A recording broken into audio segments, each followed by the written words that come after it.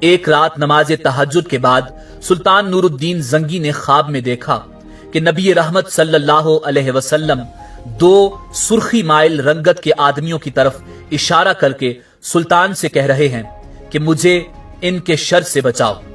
سلطان کی آنکھ کھلی، سلطان نے وضو کیا اور نفل ادا کیے، اور پھر سلطان کی آنکھ لگ گئی اور آواز آئی، خواب دیکھنے کے بعد آپ یہاں کیوں بیٹھے ہیں؟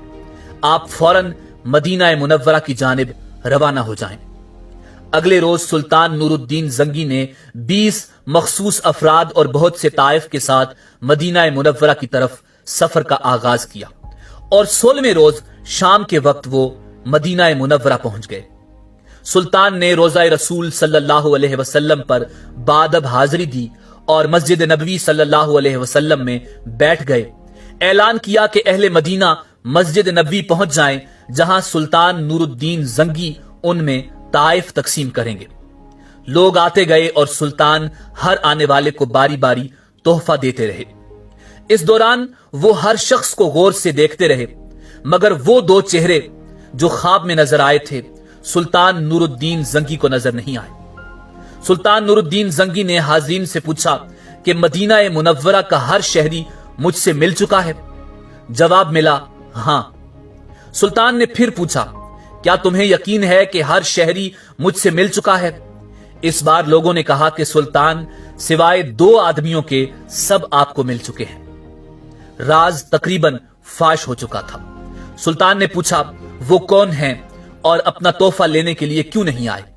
بتایا گیا کہ وہ مراکش کے صوم و صلات کے پابند 2 متقی باشندے ہیں، دن رات رسول کریم صلی اللہ علیہ وسلم پر درود و سلام بھیجتے ہیں اور ہر ہفتے مسجد قباء جاتے ہیں، فیاض اور مہمان نواز ہیں، کسی کا دیا نہیں لیتے۔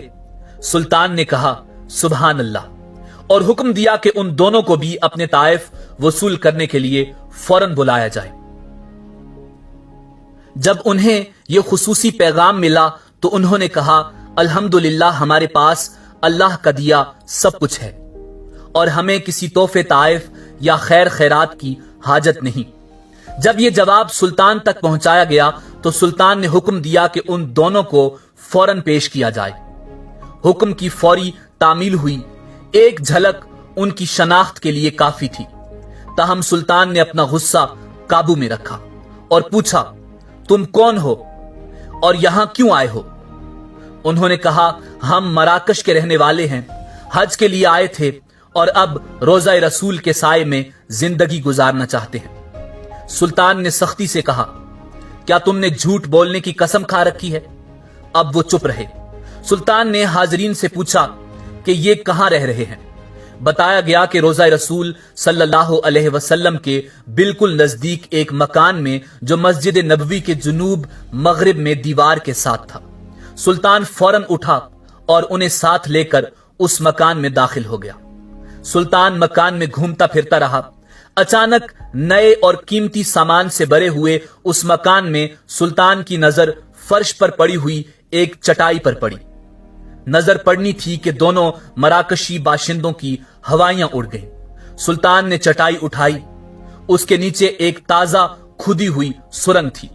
سلطان نے گرج کر کہا، کیا اب بھی سچ نہ بولو گے؟ ان کے پاس سچ کے سوا کوئی چارہ نہ تھا۔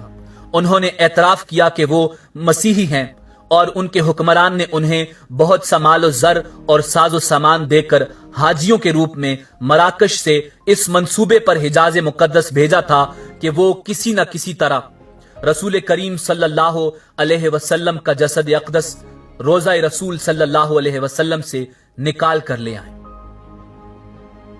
اس ناپاک منصوبے کی تکمیل کے لیے انہوں نے حج کا بہانہ کیا اور اس کے بعد روضہ رسول صلی اللہ علیہ وسلم سے نزدیک ترین جو مکان کرائے پر مل سکتا تھا وہ لے کر اپنا مذموم کام شروع کر دیا۔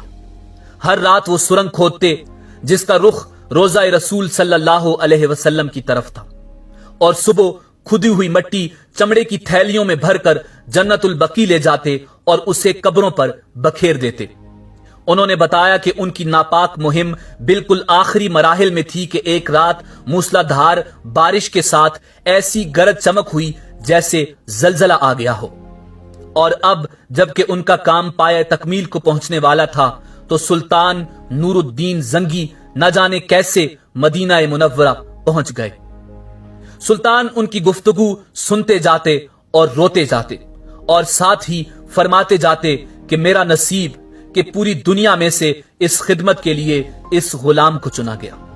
ناظرین، سلطان نور الدین زنگی نے حکم دیا کہ ان دونوں کو قتل کر دیا جائے اور روضہ رسول صلی اللہ علیہ وسلم کے گرد ایک خندق کھودی جائے اور اسے پگھلے ہوئے سیسے سے بھر دیا جائے تاکہ آئندہ کوئی بدبخت ایسی مذموم حرکت کے بارے میں سوچ بھی نہ سکے۔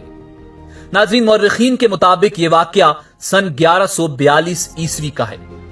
سلطان نور الدین زنگی نے روضہ رسول صلی اللہ علیہ وسلم کے قریب ایک چبوترا بھی بنوایا تھا تاکہ حفاظت کے لیے ہر وقت پاسبان کھڑا رہے۔